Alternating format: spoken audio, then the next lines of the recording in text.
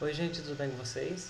Aqui é o Vinícius, eu sou bolsista do programa do PIBID e hoje eu vou auxiliar vocês na semana 4 do PET no ano de vocês. O tema é Problemas Socioambientais na América e na África e vocês encontram essa semana esse conteúdo lá na página 60 de vocês, na página 60 do PET. Antes da gente começar o tema dessa aula em si, eu vou fazer uma breve recapitulação do que foi dito na terceira semana, porque dá para fazer um link direto com o assunto desta aula.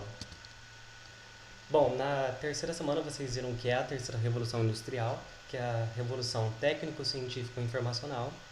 Nela nós tivemos avanços tecnológicos, inovações tecnológicas e também os avanços dos meios de transporte e comunicação.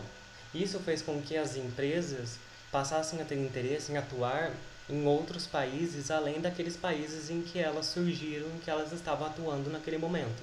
A partir daqui a gente vai ter o nascimento das transnacionais ou multinacionais. Elas então vão atuar em outros países através de filiais. E essas empresas elas vão buscar se instalar nos países subdesenvolvidos. Por quê? Porque vai ter uma maior abundância de recursos naturais, vai ter uma oferta de mão de obra barata e mais abundante também, em maiores quantidades. Vai ter, sim, um mercado consumidor, além também de legislações trabalhistas e legislações ambientais que são menos rígidas do que nos países desenvolvidos. Essa questão vai fazer com que nós tenhamos países exploradores e países explorados, países desenvolvidos e países ditos subdesenvolvidos ou em desenvolvimento. Aqui então a gente vai ter o agravamento de diversos problemas sociais e ambientais, sendo um dos principais a concentração de riqueza, justamente porque a gente vai ter países ditos ricos e países menos ricos ou mais pobres. Isso então vai fazer com que tenha um agravamento de um dos principais problemas sociais que ocorrem devido a essa concentração de riqueza e também de outras questões ambientais, que é a subalimentação. E aqui a gente então já entra no tema dessa aula. O que é a subalimentação?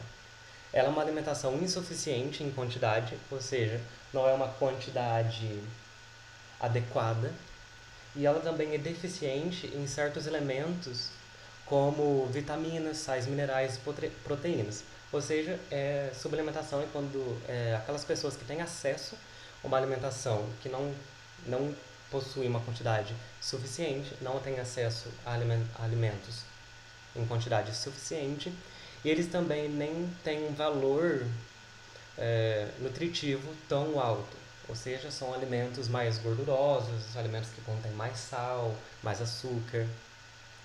Isso vai então causar alguns problemas e comorbidades que a gente vai ver a seguir. Bom, falando então da subalimentação, nós temos esse mapa. Esse mapa ele aparece lá em algumas das atividades de vocês, do PET dessa semana. E esse é o mapa da fome. Ele foi elaborado em 2018, entretanto, os dados dele são referentes aos anos de 2015, 2016 e também 2017. Os países aqui que possuem cores mais claras, cores mais azuladas, como a gente pode ver Brasil, Rússia, Austrália, Canadá, Estados Unidos, Argélia, etc., eles são países onde a porcentagem da população desse país que está em condição de subalimentação, ou seja, uma condição que não tem acesso a alimento em quantidade suficiente e um alimento também que tem um valor nutritivo mais saudável, um valor nutritivo maior, são países onde essa porcentagem é menor.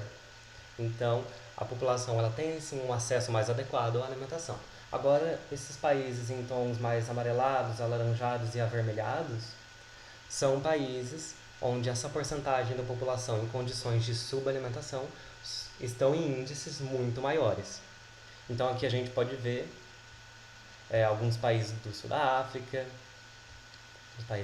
alguns países aqui da África, países aqui da Ásia e alguns países aqui da América Latina e Caribe.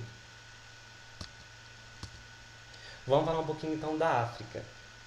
Na África, segundo as organizações Organização Mundial da Saúde e também a ONU Meio Ambiente, lembrando que essas são organizações que já foram comentadas com vocês lá na segunda semana.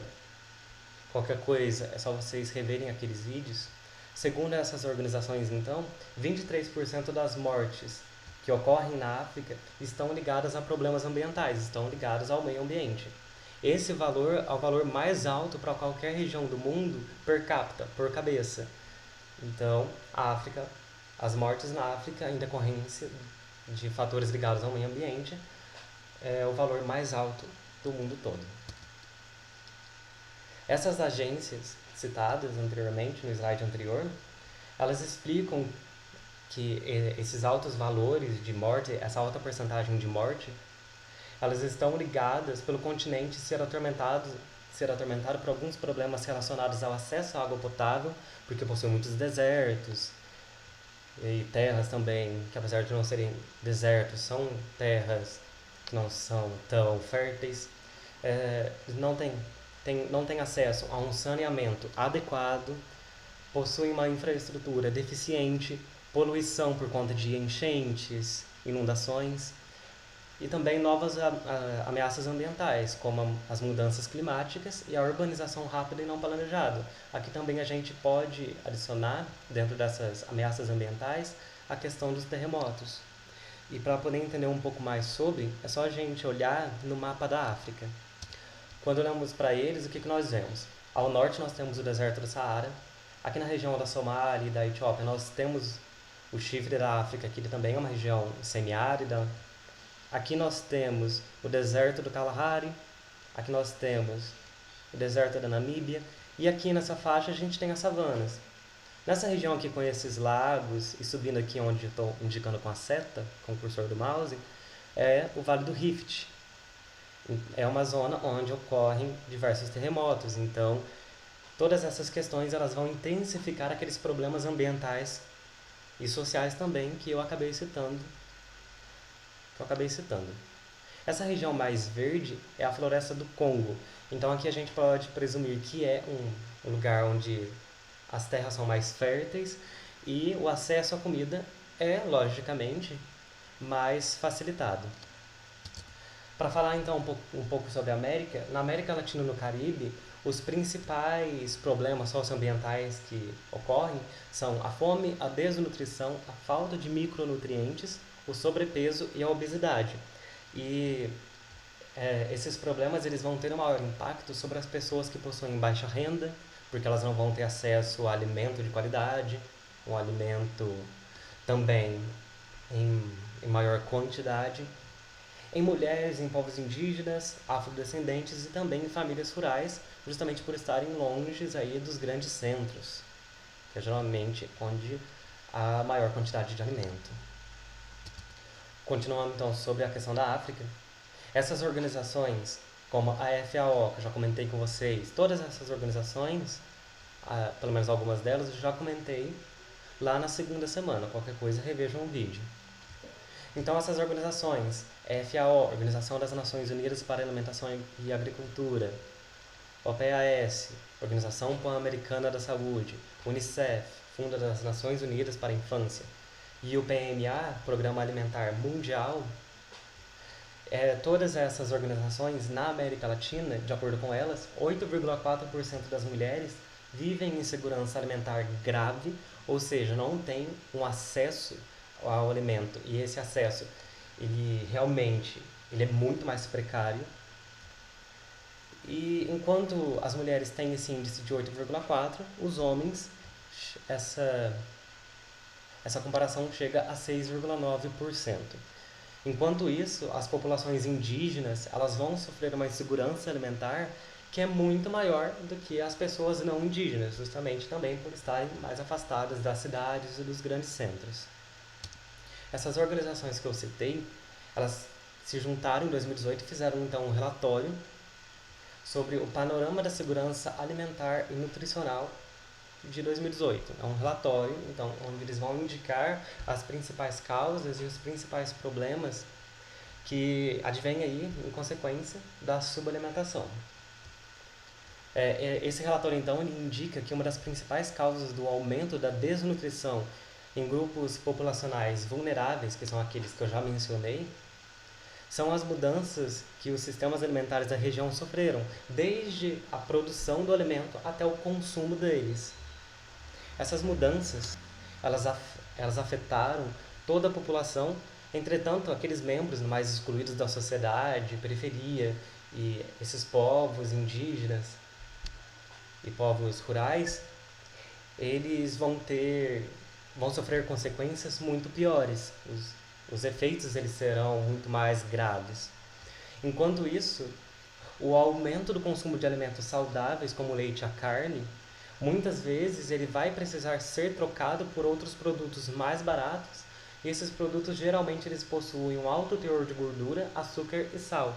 E é por isso que aqui vai entrar a questão da desnutrição e da obesidade, porque as pessoas desses grupos mais vulneráveis, elas vão ter acesso a um alimento que não é um alimento tão saudável. E isso vai então acabar causando algumas comorbidades, como obesidade, sobrepeso.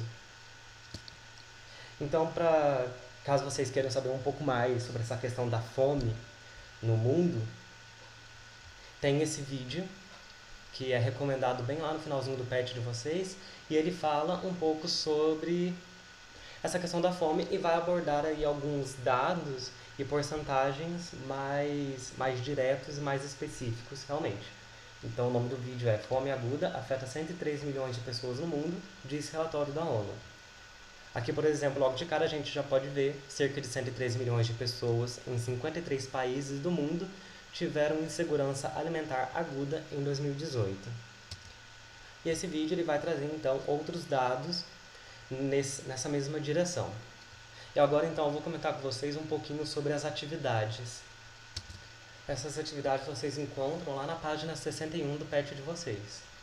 Questão 1. Observe o mapa e responda. Esse é o mapa que eu mostrei para vocês lá no início do vídeo. Então qualquer coisa para vocês poderem enxergar melhor o nome dos países, voltem lá no começo, deem uma pausa para poder responder as questões. A legenda, né? As cores azuis, elas representam baixa situação de subalimentação, então o valor da população em porcentagem que está nessa condição é muito baixo, é menor que 5%, e quanto mais escuro a cor, maior vai ser a porcentagem da população que está nessa situação de subalimentação. Com base então nesse mapa e nessa legenda, vamos então para as questões. Letra A.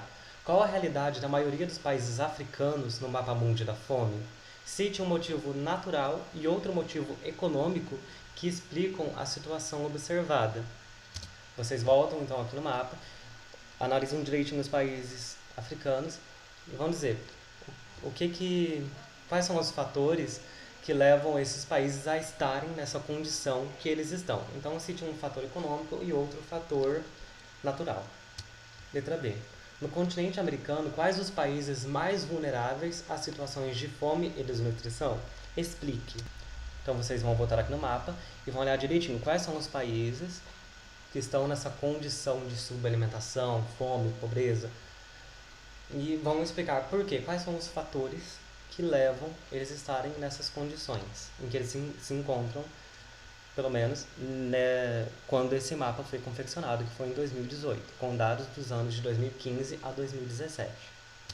Letra C. Leia a afirmativa. Vou ler aqui com vocês. Um estudo publicado pela Organização das Nações Unidas para a Agricultura e Alimentação, FAO, na sigla em inglês, FAO, que é aquela organização que eu já comentei com vocês, no dia 29 de abril de 2016, mostrou que a produção mundial de alimentos é suficiente para suprir a demanda das 7,3 bilhões de pessoas que habitam a Terra. Apesar disso, aproximadamente 1 em cada 9 dessas pessoas ainda vive a realidade da fome. Ou seja, há alimento suficiente para poder alimentar a população inteira do planeta, contudo, esse alimento não chega na maioria dessas pessoas. Com base nisso, o que poderia ser feito para reduzir a fome no mundo? Na sua cidade, por exemplo, deve ter, especialmente em tempos de pandemia, questão de distribuição de cesta, de marmitas. Então, cite algumas ações nesse nível que possam, então, reduzir a fome no mundo. Ações que sejam semelhantes a essas. Questão 2. Observe o gráfico. Comida não consumida a cada ano. Desperdício entre os países. Os países ricos desperdiçam aqui então 40%, os países pobres 5% de comida. Letra A.